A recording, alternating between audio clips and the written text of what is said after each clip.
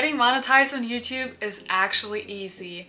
There are 3 things that most YouTubers when they start out are doing wrong, including me, and I want to talk about these mistakes. First thing is your videos are too short. At least that was the case for me. I have a lot of videos that are fairly short. Usually those videos have higher views than my longer videos, but what I realized is my longer videos tend to get way more watch time, and that's what you need in order to get monetized. Don't feel like people are not going to watch it because that's what I thought, because there will be people, probably just a few, that watch the whole video, but they will be the reason that you're able to reach your watch time. The second thing is your title sucks. A lot of times when we make a video and then we think of the title, we probably use something that describes the video, but it's like a basic sentence. It's not interesting. That's why people are not clicking on it. A lot of times, if you check your impressions versus the people that actually click on the video, it is frustrating sometimes to see that so many people see your thumbnail and your title and they're not clicking on it. So what you need to do is make it interesting. Something that people feel like, I'm going to miss out if I don't click on this video right now. Going through my most watched videos on YouTube, you can tell that a lot of them have very interesting titles, like videos that I would actually watch. So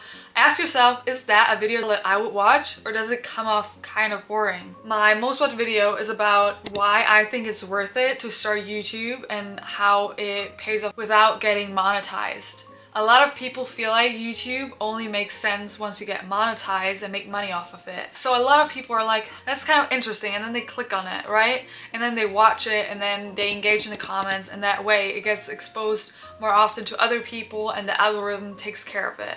My second most watched video is called Why It's Good to Not Go Viral, How to Grow Slowly Over Time. Also very interesting because a lot of people, they want to go viral. So they're like, what do you mean? It's actually good to not go viral, right? People are interested, people want to know about it. A lot of times it's stuff about the comments. If you have a lot of comments interacting with your video, YouTube or other platforms will think something's going on, so I will show it to more people, because those platforms want people to watch the videos longer. They want the people's attention and time, so they feed them what they think will keep them engaged. So if your video barely gets any views, or people click on it and then immediately close it, is less likely going to show your video to anyone. I think the easiest way nowadays to get monetized on YouTube or to grow on YouTube or any social platform is to do something either unpredictable, something extreme, something interesting, or something bold. And what I mean by that is, a lot of times things go viral if people do some extreme things because other people are like, I want to watch what happens. A lot of people, they like to watch things instead of doing it. So when someone else does it, they're like really interested in, oh, I want to see if that person's able to pull that off or not. I remember following this runner and she had like 10K followers or something on Instagram. She prepared for a marathon without any training in less than 3 months. She asked ChatGPT if it's possible. They said no. Other people, athletes, all of them said no. And she actually did pull it off and she ran the marathon. And now she has like over 100K followers. It was just because she started her thing with something very extreme and people were like, oh, that's interesting. Like, I want to see if she's able to do that within those like 3 months. And then they followed her, the process, doing both things on social media. A lot of times things go viral if someone is addressing something because everyone is like scared to say it out loud. And when that one person does it, also it creates like a lot of discussions in the comments about the topic. In general, I would say the best thing to spark someone's interest is combining 2 things. If you make a YouTube channel about why math is fun, and a lot of people think math is not fun, but they're willing to see what you have to tell to them and how you can do and make it fun, right?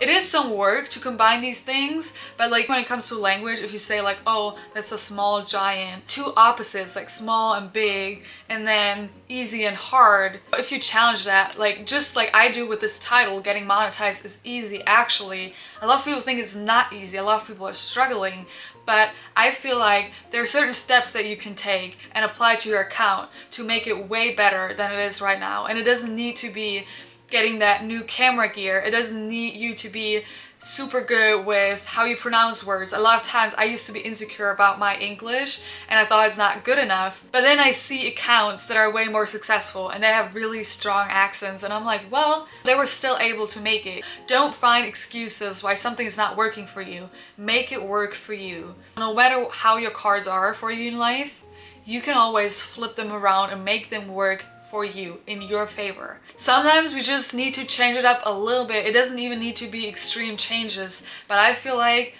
with changing your title and making these interesting contents that people don't see frequently. If you live a regular life and you just make vlogs, like there are barely any people that want to see this because it's not interesting. But if you say, oh, a day in a life with someone that works like a very interesting job. Let's say you make a video 24 hours without a phone. A lot of people did experiments like that. It's not as interesting, but if you add something else to it, if you say living 24 hours in the forest overnight without a phone, people are like, I wouldn't do it for myself, but I'm kind of interested and I want to see what happened here, like someone recording themselves at night in the woods. It's scary, it's this and that. How is that person feeling? Is that something I might want to get into? That is ideally what will push you over the edge. That's the thing that is holding you back right now. It's making that one video that's really interesting. It's that viral video of that girl that talked about why YouTube is worth it. You need to try it. And if it doesn't work, keep doing that. Keep doing that and I promise it's going to pay off sooner or later.